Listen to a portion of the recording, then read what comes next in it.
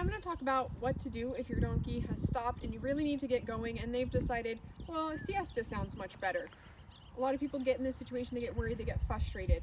What I don't want to do is I don't want to come in front of my donkey and I don't want to get into this weird pulling match where I'm pulling on this donkey, I'm playing tug of war, I'm leaning all the way back. First, if she steps forward like this, you're going to fall. But more importantly, I'm not going to win this battle. I'm not going to win this battle, and in fact, she's not going to want to come with me because I'm just being pretty rude, and she doesn't want any part of that.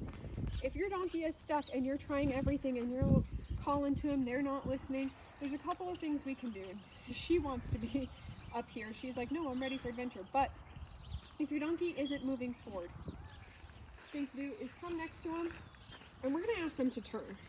Because if they turn, we can kind of get them going. It's like a little mini reset, okay? So we're going to ask them to turn. Yep, ask them to turn to slow down sometimes, ask them to turn to get going. Turning is just kind of like that pace car.